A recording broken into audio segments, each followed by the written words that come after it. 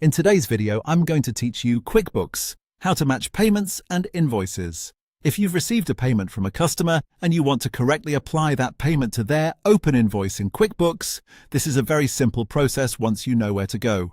Matching payments to invoices is important because it keeps your accounts receivable accurate, helps you see which invoices are still unpaid, and makes your customer records much cleaner. To get started, go to the top left of your QuickBooks screen and click the Create button.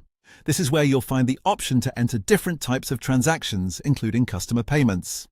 From the menu that appears, select Receive Payment.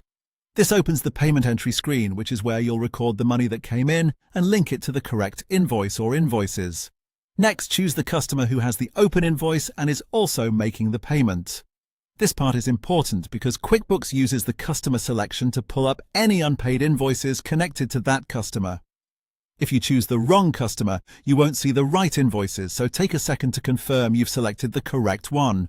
Once you select the customer, QuickBooks will automatically display a list of that customer's open invoices. This makes the process much easier because instead of searching manually, you can simply review the invoices shown on the screen and identify which ones are being paid. Now check the boxes next to the invoices that are covered by this Receive Payment transaction. If the customer is paying just one invoice, you'll check that single invoice. If they're paying multiple invoices at once, you can select all of the ones included in the payment. This step is what actually matches the payment to the outstanding invoice records. Before saving, it's always a good idea to quickly review the selected invoices and make sure they match the payment you received. That helps avoid posting a payment to the wrong transaction and keeps your books accurate.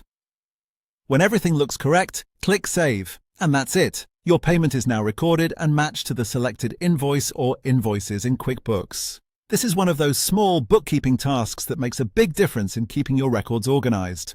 Once you've done it a few times, the process becomes very quick and routine.